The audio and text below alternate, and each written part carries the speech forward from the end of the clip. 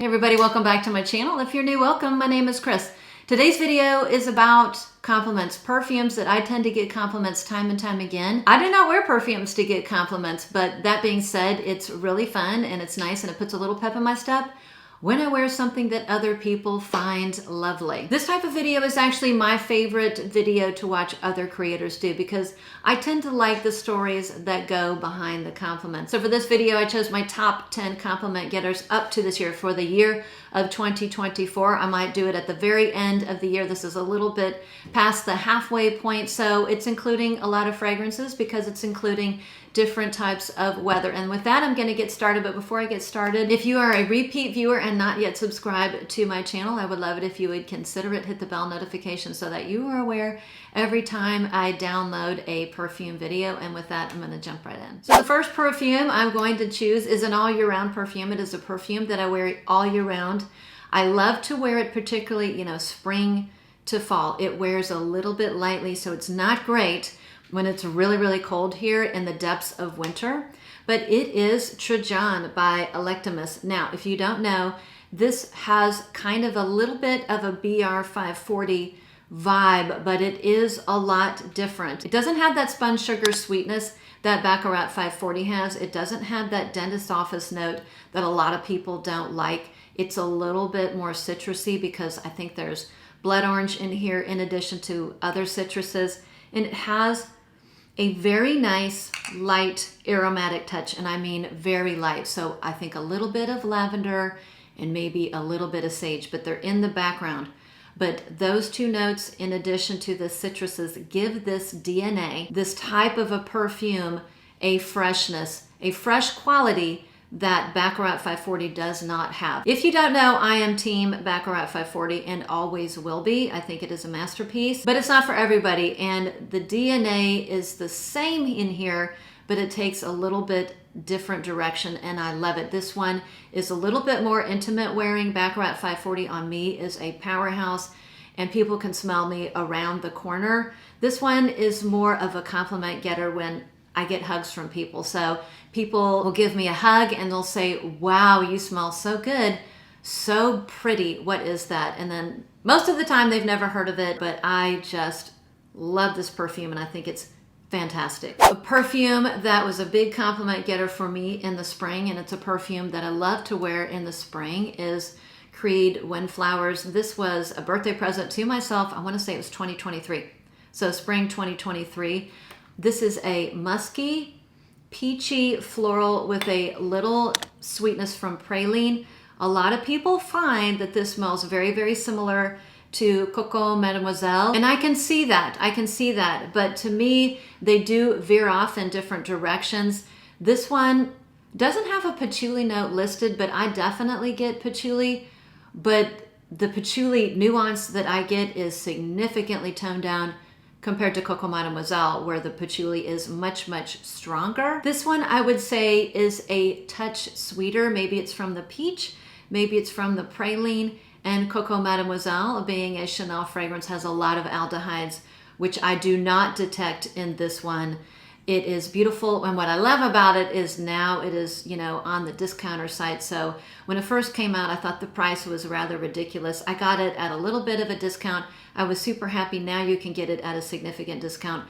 Very, very classy perfume. And even my picky mom, who does not like floral fragrances, I got a compliment from Picky Lori, and this has, really good performance. Another one that is a huge year-round compliment getter. I will be honest with you, I was kind of surprised that this was as universally appealing as it is, or it garners as many compliments as it does, because, well, first of all, it's a niche perfume and it's pretty sweet, but I think it's really, really interesting. Other than the opening, I absolutely love this perfume. So this is Celeste by Giardini di Toscana. If you thought Bianca Latte was too sweet and you didn't like that heavy sweetness and that coumarin note that I'm not a huge fan of, but you still like a little bit of the sweetness, Celeste is great. But you have to be a lover of violets. Now, I'm not necessarily a lover of all violets, but the violet in here is very, very pretty. It's like a violet candy. It has a little bit of an almondy sweetness. I don't even know if almonds are in here. The opening is a little bit harsh. If you can get past the opening, which has a lot of raspberry, it has lime, and there's just something a little bit synthetic about it, but that dies down, and as it dies down, it has this beautiful creamy vanilla with a candied violet. It's cozy, it's sweet. I would definitely call this a floral gourmand, and every time, without fail, you know, I get compliments, and this is a strong one. This is the one that people will smell me around the corner. You know, one you have to be a little bit careful on the trigger if you're going to be around a ton of people at dinner or maybe at work, but love it. Fantastic performance, and I've worn it in the middle of summer, and it has miraculously, for a vanilla fragrance, it has worked out well. Two colder weather compliment getters for me. One is Gris Charnel. This is the Extrait. I had both. I had the original Gris Charnel and the Extrait for the longest time, and I found that you really don't need both. Now, does that mean they're the same perfume? No, they go in much different directions, particularly in the dry down. I just felt like, for me, I did not need both, and I tend to prefer the Extrait a little bit more. I prefer it more, and it is so good in the cold weather. Many people might think that this leans masculine. I do not personally. I think it is a perfectly unisex scent. It still is a fig, sandalwood tea, cardamom fragrance, but this one is much different in the dry down. This is very woody. It's very spicy. It maintains the spiciness, and I get a delicious, almost gourmand vanilla, and it's in the dry down where I get all the compliments. There is something about this perfume that I think is very appealing. In fact, I've worn them side by side before to work and, you know, out and about. I'll wear one on each arm and I'll ask people, which one do you like better? And it really is down the middle. Half of the people that I ask like the original, and half of the people I ask like the Extrait. And when I ask them, well, why do you like one over the other for the Extrait? They like the vanilla. They get a sweetness, and so do I. And I think it's absolutely beautiful. I cannot wait to wear this in the cold, one of my favorite colder weather perfumes. I'm not going to show Baby Cat just because it's so hard to get, at least if you're in the United States. I hear if you were in Canada and Europe, it's really easy to get, but I have basically its twin, and that's Oud the Audacity. Baby Cat and Oud the Audacity, I get compliments all the time. Strangely enough, shy men who don't typically ask me what I'm wearing, i.e. coworkers. I've even asked at the bowling alley. I can't remember if I wore Baby Cat or Oud the Audacity, but I was asked at the bowling alley what I was wearing from a complete stranger. So Oud the Audacity and Baby Cat, if you don't know, were both created by Dominique Lepion, and they are basically almost twins. If you wear them side by side, you're going to be able to pick out the differences, and also in the dry down, but it is a spicy, smoky, incensey vanilla with a lot of resins. If you cannot get Baby Cat, this is as close as you are going to get. And I think now that they carry it at Nordstrom's, for all my American friends out there that are struggling to find a bottle of Baby Cat, don't sweat. This one is probably cheaper, particularly if you try to buy Baby Cat on eBay or Mercari, or you try to ship it overseas. Once you take all that into consideration with the shipping costs and all that, the prices are going to even out. And this is a big 100 ml bottle, and you know, one of my absolute favorite profiles on the planet. I am a vanilla lover, and I'm an incense lover, and I also like spices. So this, in many ways, is me in a bottle in the wintertime. One of my most complimented cheapies by far is this one by Rosanna, and this is Qasamat Ebhar. This is a fruity, ambery vanilla, and it is in the same vein, or it's pretty close to Swiss Arabian's Casablanca. In fact, I had Casablanca for the longest time, and I ended up giving it to my niece because I didn't see the practicality in keeping them both, and she absolutely loved that perfume. So I think I got this for $25, $30. The bottle is absolutely beautiful, and like I say, it is a fruity, ambery vanilla. The differences are, this Casablanca is a massive powerhouse. That thing lasted 12 hours on me. That one is sweeter. It has more ambery sweetness, and it has a lot of caramel. So you need to like strong, sweet, fragrances, ambery fragrances to enjoy that one. This one is more soft, it is more delicate, and because of that, when I really wanted to wear a gourmand fragrance or a vanilla fragrance and I didn't want it to overpower people, I would wear this to work.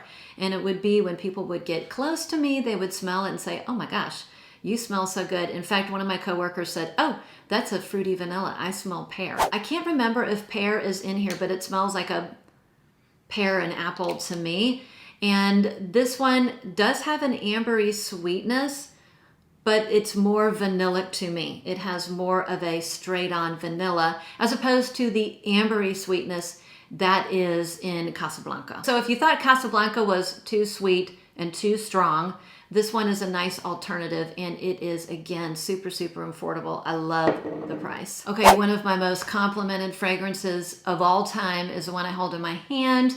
It is a year-round fragrance. I could wear it year-round. I tend to want to wear it spring, summer, fall. I don't typically want to pull for it in the depths of winter here when it often snows. It just doesn't read that way to me, but I wear it most of the year, and it's a perfume that I pull for when I'm going to be in a crowd. Let's say I'm going to be a crowd around other people, maybe not eating, but any other situation, particularly for an outdoor event, a family event, etc., a work-related event that might be outside. I go to a lot of those. I will pull for this one because it's just so universally appealing and likable. And it is my Musk Therapy by Initio Parfums. This is equal parts musk, citruses, and floral. And the musk in here is just so beautiful and smooth and creamy. It has these gorgeous citruses in it. There's blackcurrant and orange. And the florals in here are subtle, so well blended. And then the background, and I think we have magnolia and Hidione, which is it's a fantasy note, but it has jasmine nuance. This has a beautiful creamy sandalwood in the base, and this is done so well, and it has great lasting power, great performance. My only beef, and I think it's the beef with everybody, is it's very pricey, and I have been on the hunt to find a good affordable alternative, and I think I have found that, so that'll be in an upcoming video. I think it has terrific promise, and I will talk about it in a future video. But Musk Therapy is a keeper for me. One I will repurchase over and over again. Two fragrances that I love to wear in the warmer months that people just absolutely love it.